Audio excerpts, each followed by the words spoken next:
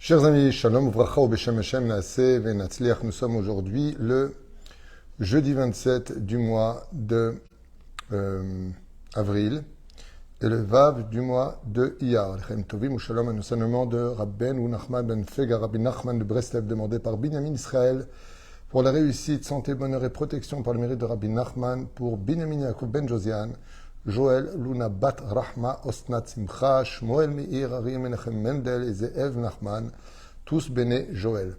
Les rations de Shakadou Baruch Hu, Yivarech Otam, U'Bechol Asher Lahem, Yatzlichu v'yarvichu l'chaim tovim ou shalom b'zchut Rabbi Nachman, eux ainsi que tous les enfants d'Israël, en espérant une bonne santé, Be'ezrat Hashem, une bonne réussite. On est dans le l'écouter Etzot de Rabbi Nachman, Sruto Egan Akol Israël. Alors j'aimerais dire, pour ceux qui ne connaissent pas très bien les enseignements de Moreno Rabbeinu ben Fega, que avec toutes les années passées, quand je regarde ces enseignements et que j'étudie les autres livres à côté,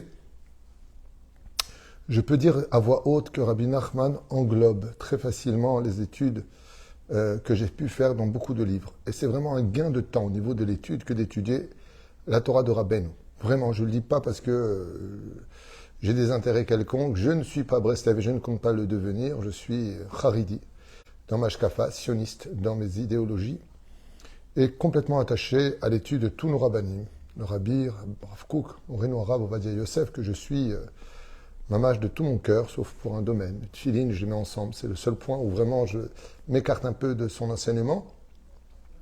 Mais très très proche de la Torah de Rabbeinu, c'est carrément, je dirais, une perte de temps pour beaucoup de juifs que d'éviter ce genre d'études, parce que Rabbeinu, c'est tout. C'est toute la Torah dans un langage extraordinaire et qui correspond tellement bien à notre génération. En tout cas, pour ceux qui veulent l'écouter, nous sommes dans le char Mahloket ou Meriva. Surtout dans notre génération, Mahloket ou Meriva veut dire les conflits et les querelles. Voilà ce que nous allons étudier ensemble, qui est d'une certaine façon, comme le dit Rashi à propos de la paracha de Korach, Naïm, l'Hydrosh. C'est toujours d'actualité de parler des Mahlokot et des Merivot. Sans plus tarder, Be'ezrat Hashem, comme l'a demandé notre ami Yaakov Binyamin Be'ezrat Hashem, pour cette étude. Sarich lizer me'ot shelo yitbalbel oto ha'mahlokot sheben hatzadikim rak ya'amim bekulam. Il est impératif, dit Rabbi Nachman, de ne pas rentrer dans les conflits des tzadikim, seulement de donner du crédit à tout le monde. Chaque rave a sa vision des choses, et qu'on ne mette jamais nos têtes dans des conflits de tzadikim à retenir à vie. Rak ya'amim bekulam. Tu peux croire en chaque tzadik si on parle d'un tzadik. Kol amibul belim. Car il faut savoir que ce qui peut engendrer chez les tzadikim, de par eux-mêmes, quelques confusions vient du fait qu'il y a beaucoup de conflits. À plus forte raison, des problèmes non résolus qui peuvent venir sur eux. Eh bien, cela vient du fait qu'il y ait trop de mahloket. En d'autres termes, plus il y aura le shalom et plus même nos tzadikim iront mieux pour nous guider. Et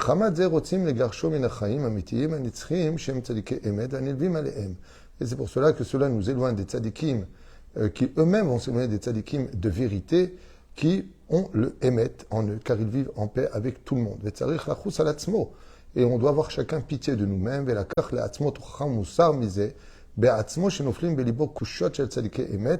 c'est pour cela qu'on doit tous prendre sur nous, avec beaucoup d'humilité et de retenue, Be'ezrat Hashem, les choses, afin d'éviter des mahlokot, comme il dit, les kach les atzmot moussar. Donc prends sur toi les remontrances et de la moralité, misé be'atzmo, menoflim belibo kushiot, shel tzadike emet, et prends sur toi, en d'autres termes, les difficultés des tzadike emet. Bon, ça demande un peu de compréhension, ce qui veut dire ici, davka yashuv el emet, et en écoutant les tzadikim, qui eux, les vrais tzadikim, tu retrouveras le chemin de la vérité.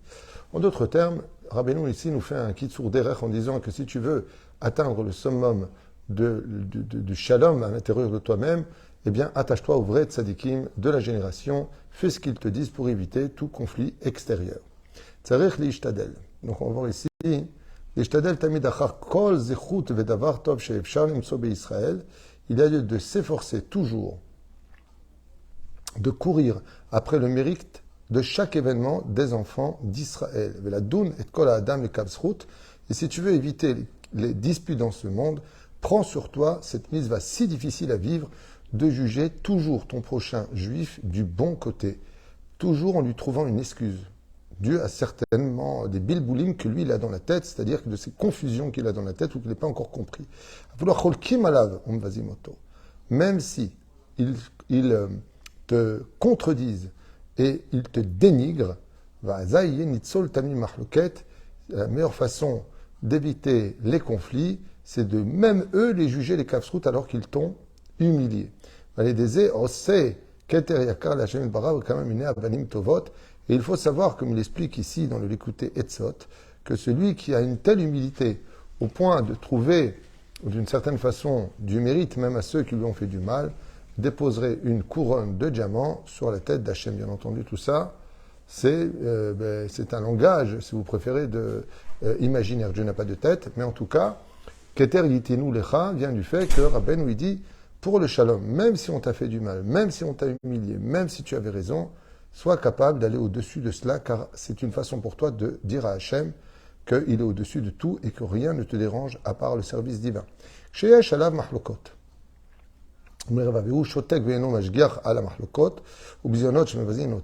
Quand un conflit vient sur toi et que tu te tais, et que tu laisses passer le fait qu'on te tienne tête en te contredisant et en faisant des problèmes. Plus que ça, écoutez bien, et qu'on te dénigre alors que tu as tout fait, on te dit que tu n'as rien fait, que tu déranges plus qu'autre chose alors que sans toi les choses n'auraient jamais eu lieu par exemple, et il entend qu'on le dénigre et ne répond même pas, il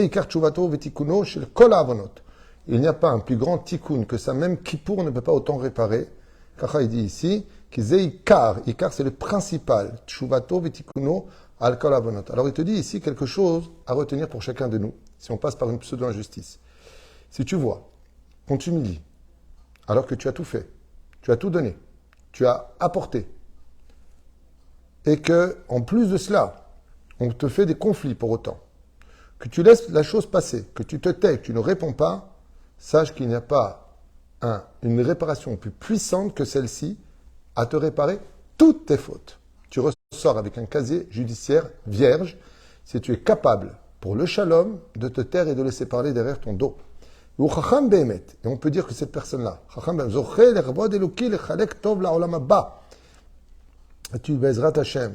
c'est ce qu'on appelle un vrai sage, dit Rabbi Nachman. Et par ce biais-là, il aura les honneurs de donner de l'autre côté, dans ce monde,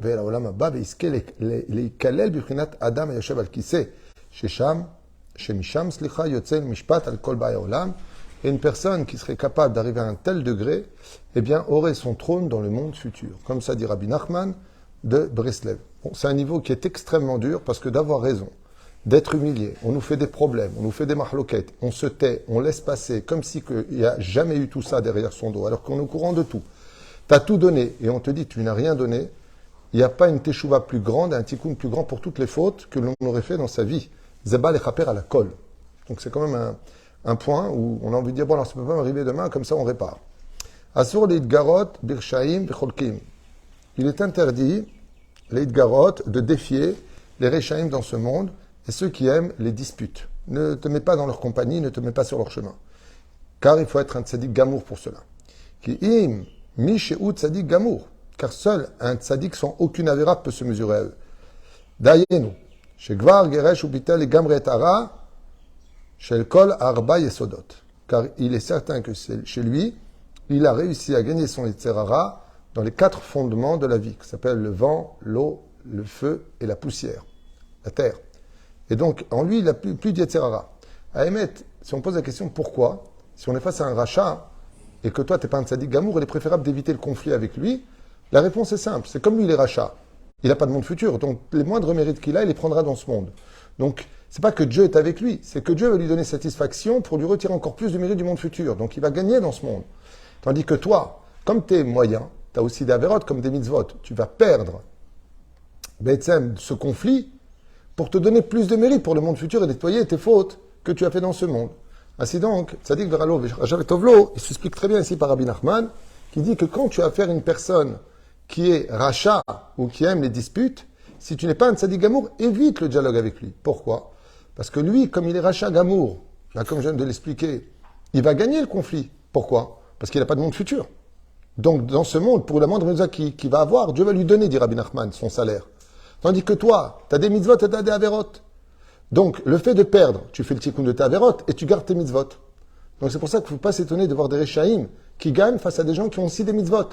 Comme il dit ici, Kim ou Tzadik Gamour. Il n'y a qu'un Tzadik Gamour qui peut battre des gens qui sont tordus dans ce monde. Il n'y a que lui. Pourquoi? Parce que le Tzadik Gamour, il n'a rien à payer. Donc, dans le conflit, il peut exterminer les déotes du rachat. Mais si ce n'est pas le cas, Asur Lidgarot Berchem Vicholkim. Il est interdit pour une personne qui a aussi des avérotes comme des mitzvot, qu'on appelle un Benoni, de chercher le conflit avec des gens qui sont Rechaïm ou qui sont des balais Mahlokot. C'est-à-dire qui aiment les disputes, qui aiment lancer des problèmes à droite et à gauche. Sauf si, bien entendu, donc, on a vu ici un enseignement très important, s'il a réussi à retirer le mal des Arba et Sadot de la vie. Hachebatoa, Shelo, Yahara, Loshum, Mirchol, Avera, car il n'a aucune Avera sur lui. Betzadik, Kaze, Vanilvimbo, Hemdaika, Yochlim, Lidgarot, Barishaim. Et si une personne n'a aucune faute sur lui, il n'a aucun problème de se mesurer à n'importe quel rachat et il le mettra à terre. Ce qui fait le cas d'ailleurs du Rav Ovadia Yosef face à tous les Rechaim qui se sont opposés à la Torah. Aval kol mishéou, betel gamre ara, alors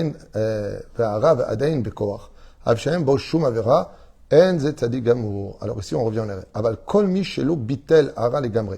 Il n'a pas d'avérote, mais il a encore du mal en lui. Il a encore des choses qu'il a envie de faire, mais il ne les fait pas parce que c'est assourd. Mais il a encore ce mal en lui.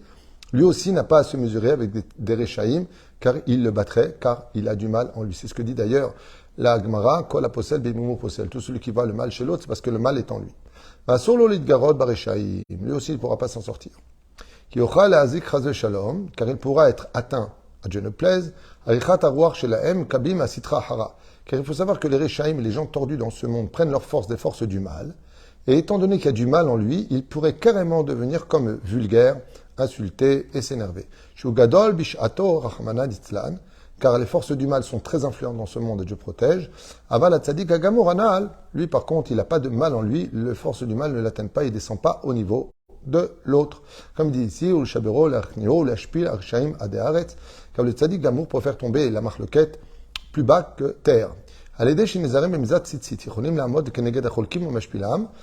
qui est minutieux dans la mitzvah des tzitzit, qu'il sache qu'il a en lui une mitzvah, l'ange des tzitzit qu'il porte sur lui, pour se mesurer justement à ceux qui sont cholkim ou mashpilam, ceux qui sont en conflit avec lui et qui veulent le descendre, enfin l'humilier quoi.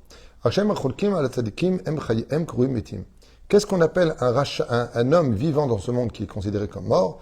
Ce sont ces Rechaïm qui osent se lever contre les tzadikim dans ce monde. Et ils sont appelés Bechayem Kurim Metim. Il n'y a pas plus mort que quelqu'un, Amaharet, qui se lève contre les tzadikim. Qui en laim rohaim de Gdusha, car ces Rechaïm-là n'ont pas, dit Rabbi Nachman, de vie qui vient du monde de la Kedusha, Venimshar Rakalede Tzadik Emet, et ce n'est que par le biais du tzadik de la génération qu'ils vivent.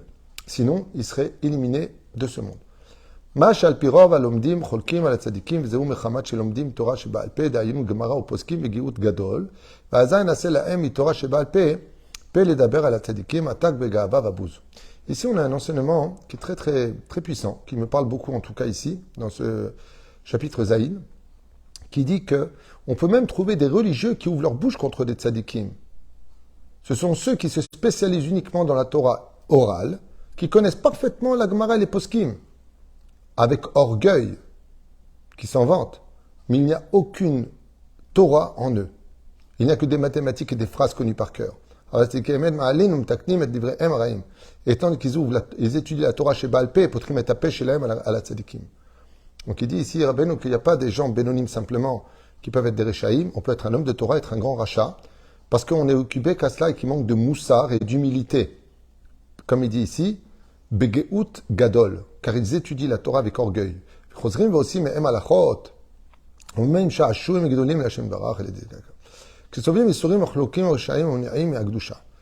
on vit des conflits et des guerres, qu'elles soient familiales, sociales ou autres, qui viennent t'empêcher de travailler à Kadosh Baruch Hu. En lahem koach litrot otam lachniam ela bedinehem. I mizvah gdola lelech lemishpetahem. Uleshtadel bechol hakocho leashpilam kemishpetei daika. Si ça t'empêche de travailler à Hachem, Ben, bizarrement, ici, lui qui était un peu contre, il dit il faut aller voir un Dayan pour voir Bémet qui a tort ou raison. Même si tu dois verser de l'argent pour cela, allez désé, ma'alem mishpat de gdusha, ma klipa de sitra hara. Car si ça t'empêche de travailler dans ta vodat Hashem, il faut savoir que cette mahlouket vient des forces du mal. Et le fait d'aller voir le tzedek, c'est-à-dire la justice, eh bien, tu sors des forces du mal pour entrer dans les forces du bien. Et des fois, le créateur du monde, il tourne toutes ces mahloukot, tous ces conflits, bijvilzé, où il y aura des gens qui vont avoir des doutes sur des gens qui sont cachers, anche emet, des gens de vérité, qui n'ont fait de mal à personne et qui sont accusés. Ben kor bead aksherim la amod kenegdam, et ceux qui sont cachers n'ont même plus d'arguments pour se défendre, qui m'a l'aidé mishpetem, si ce n'est que par le biais de la justice. Pour faire remonter la klipa et donc de s'expliquer alpidin tzedek. Et que ceux de la génération, donc les tzadikim de la génération, qui sont là pour remettre en question ceux qui sont sur le chemin de la bêtise humaine, il dit ici, et une des choses qui peut amener le plus de paix dans le monde, c'est de faire teshuva aux gens, en d'autres termes, leur montrer leurs erreurs. Il n'y a pas une guerre plus importante à régler que de régler la guerre entre les enfants d'Israël et Akadosh Baruch Hu.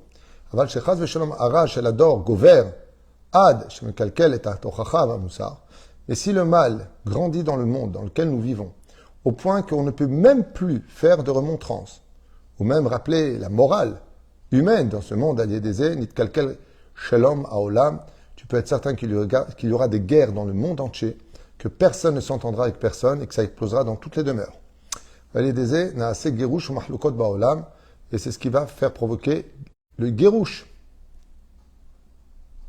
les divorces. Chacun s'éloigne de l'autre, plus personne ne parle avec plus personne. Et cela, Rabbi Nachman, ça comprend notre génération, qui dit, c'est quand il n'y a plus de moralité sur terre. Automatiquement, ce sont les conflits qui s'instaurent et le mal prend la place. Juste un instant,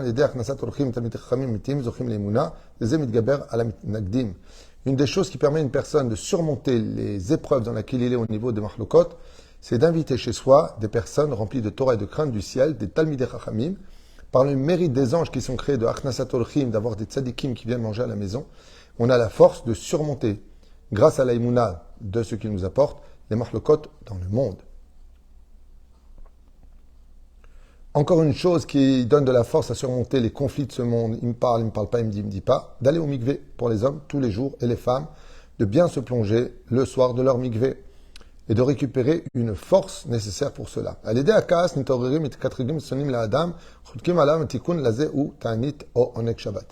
Malheureusement, pour ceux qui sont nerveux, ils ne supportent pas l'injustice, ils pensent qu'ils ont raison. Qu'ils sachent qu'ils réveillent sur eux des anges accusateurs, à cause de leur colère. Qu'est-ce qu'ils doivent faire? Deux choses pour annihiler la colère. Ou tu jeûnes, ou tu donnes plus de plaisir à Shabbat. À toi de choisir ce que tu veux faire. Ou tu jeûnes, comme ça est dit, jeûne pour t'éviter de te mettre en colère, ou alors fais vraiment kiffer ton Shabbat avec plus de chant et plus d'humilité, et ainsi donc, tu auras récupéré toutes tes sens pour mieux régler les problèmes. Encore un petit enseignement. À l'aider, Mechiyat Kapayim et Tfila, il batal Mahlokot. Alors, une des choses qui est très facile à faire pour éviter les conflits, apprendre tout simplement à être heureux.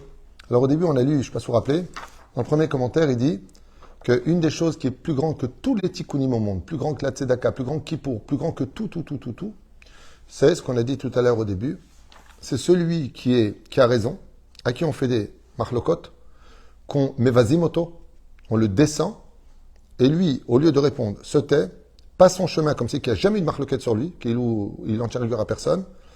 Ça prouve qu'il a fait une réelle teshuva et a effacé l'entité totale de toutes ses fautes depuis sa naissance.